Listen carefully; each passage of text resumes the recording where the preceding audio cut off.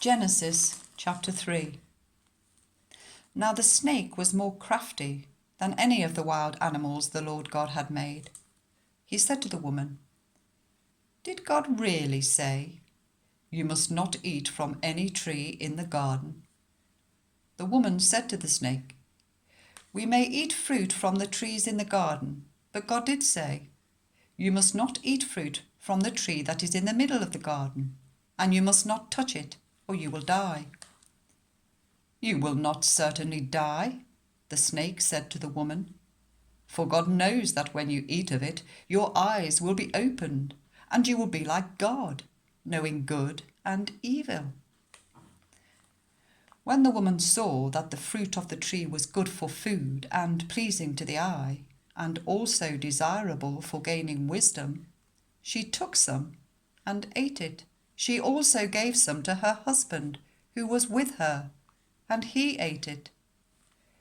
Then the eyes of both of them were opened, and they realized that they were naked. So they sewed fig leaves together and made coverings for themselves. Then the man and his wife heard the sound of the Lord God as he was walking in the garden in the cool of the day, and they hid from the Lord God among the trees of the garden.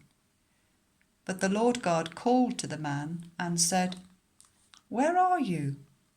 He answered, "I heard you in the garden, and I was afraid because I was naked, so I hid." And he said, "Who told you that you were naked? Have you eaten from the tree from which I commanded you not to eat?" The man said, "The woman you put here with me, she gave me some fruit from the tree, and I ate it." Then the Lord God said to the woman, "What is this you have done?" The woman said, "The snake deceived me, and I ate."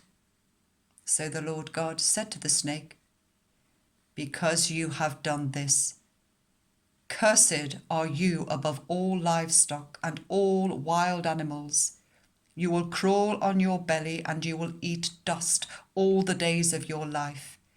And I will put enmity between you and the woman, and between your offspring and hers. He will crush your head, and you will strike his heel." To the woman he said, "I will make your pains in childbearing very severe. With pain you will give birth to children.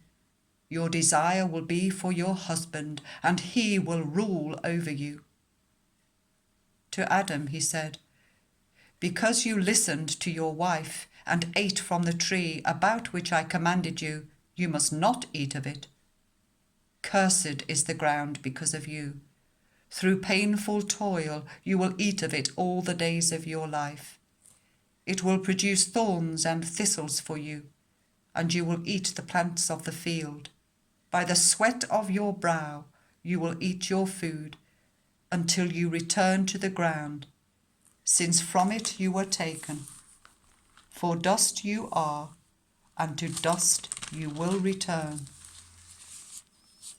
Adam named his wife Eve, because she would become the mother of all the living. The Lord God made garments of skin for Adam and his wife and clothed them.